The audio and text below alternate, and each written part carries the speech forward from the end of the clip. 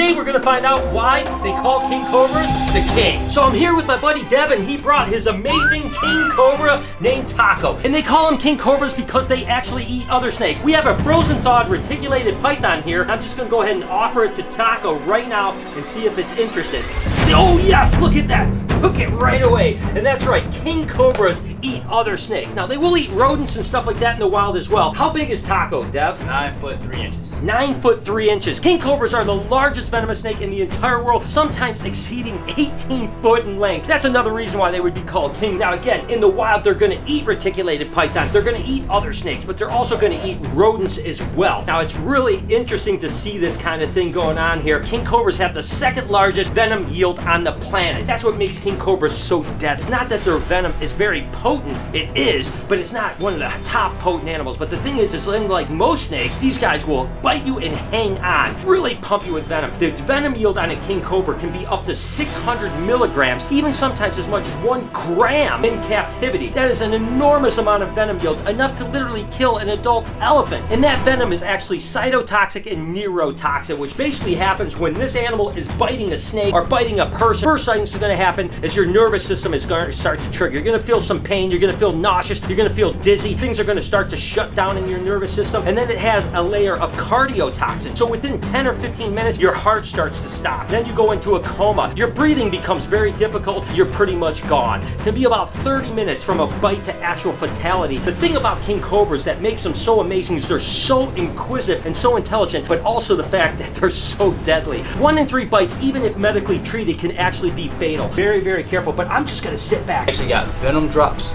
right here on the ground. This nice gold liquid here is actually the venom from Taco's fangs. That's absolutely nuts. So we're just gonna kind of sit back here. Look at how Taco is gonna eat this reticulated python. Again, right now it's just like, it's bitten it, it's holding on, right? It's not like a venomous snake that bites and lets go and lets the venom work. It's biting and hanging on and pumping venom into that snake. Again, this is a frozen thawed reticulated python, but if this was a live reticulated python, it wouldn't be able to get away, and Taco's just pumping the venom in until the animal actually succumbs to that venom, and then it's gonna eat it. So here, as soon as Taco thinks that the animal is succumbed, which it certainly has, it's gonna start just going down, and it's gonna be a really good meal for it. And there Taco goes. It actually positioned itself, and it's just gonna suck it down like a spaghetti noodle. I mean, this is good protein for this animal, and a lot of times king cobras that are fed on snakes actually grow a little bit bigger. Now, of course, some rat eaters can get very large too, but this is their normal diet, right? They're normally eating snakes in the wild with a handful of rodents, so they're not heavily rodent eaters in the wild. That is just absolutely ridiculous to see. As much as I hate to see animals eat other animals, and certainly I love reticulated pythons, the fact is it's great when you're able to put a reticulated python that didn't make it to good use. You're recycling it. Taco is going to get a nice big meal. It's going to put a tremendous amount of growth in it. Taco being 9 foot 3 inches long is actually only about halfway there. Think about how big Taco is.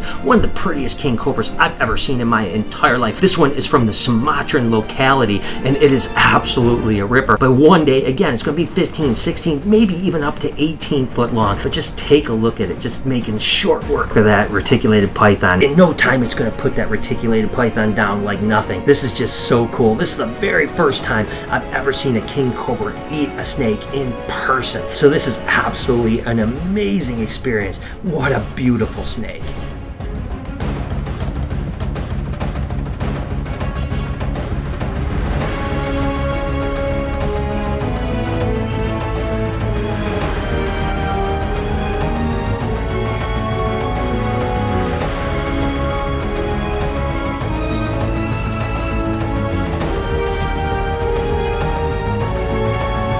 Just being able to sit here this close to a king cobra as it's eating is absolutely one of the coolest experiences of my life. The thing is, there's no danger for me right now because it's preoccupied. It has something in its mouth, so I don't have to worry about getting bit. And of course, if it's shot over towards my way, I'm going to move as quick as I can. The truth is, Taco only has one thing on its mind right now, and that's eating this reticulated python.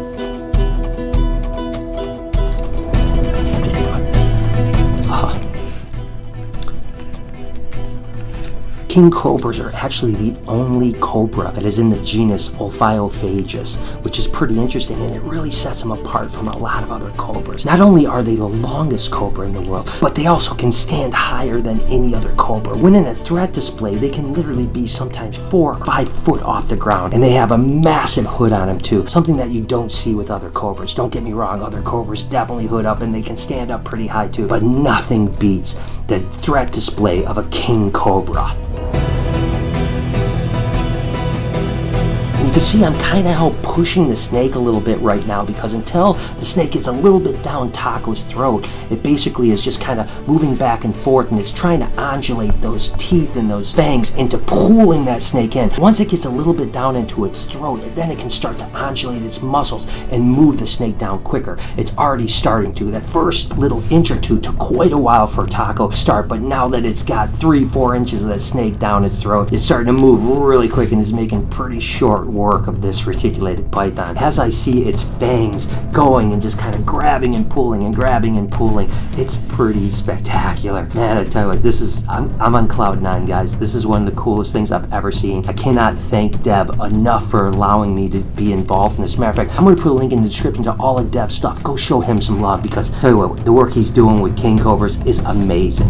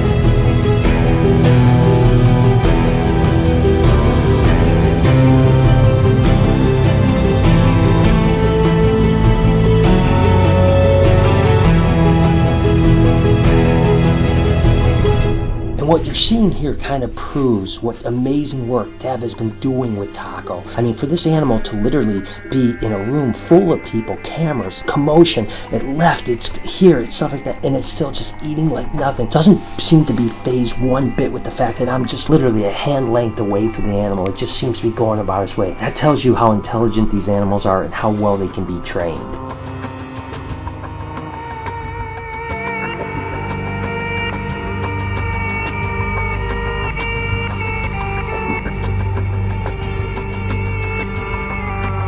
As Taco is finishing up, I wanted to make sure you guys knew about the amazing event we're putting down in Orlando called Animal Con USA. It's the last weekend in August. All of your favorite animal creators, over 100 animal creators from all over the world, are flying in. It's your opportunity not only to get to meet them and greet them, but also to hang out and have a great time. I'm going to put a link in the description to animalconusa.com. Definitely get your tickets now. Again, the last weekend in August in Orlando.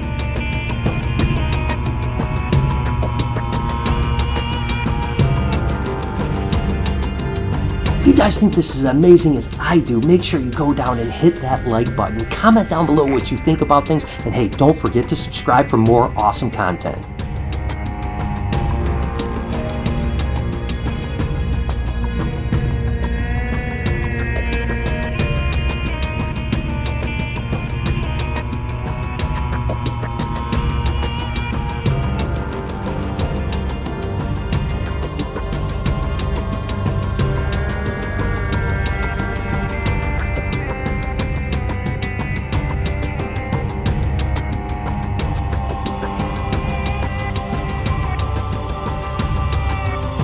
You can see Taco is getting down to the very little bit. It's peeking up now. Now it's starting to look around a little bit. That last little tail isn't going to take long to get down. It's going to move the rest of the body of that snake down, and it's going to have an amazing meal. This is probably the time where I'm going to back up just a little bit. Not that I'm worried about Taco at all, but I want to play it safe. I don't want to take any chances. This is incredible. What an amazing experience.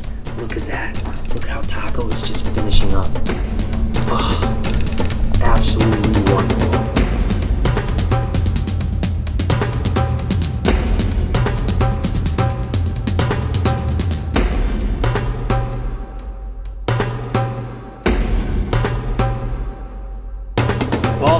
that was absolutely an amazing experience. And of course, we actually found out that Taco was a male when we sexed it here, believe it or not. Matter of fact, I'll put a card to that video right here. You guys can check that out. There's a new snake in Dev's care, and it happens to be a female king cobra. Take a look at that. Tell, how old is this? It's gotta be super small. Look at how it hooks up like that. She's not even a month though. She will be a month on the 10th. I've only had her for a couple of days. Oh my gosh, so this is as fresh as we, and of course this is Sumatran, which is the exact same locality as Taco. Dev can breed it together and hopefully produce more beautiful king cobras just like Taco.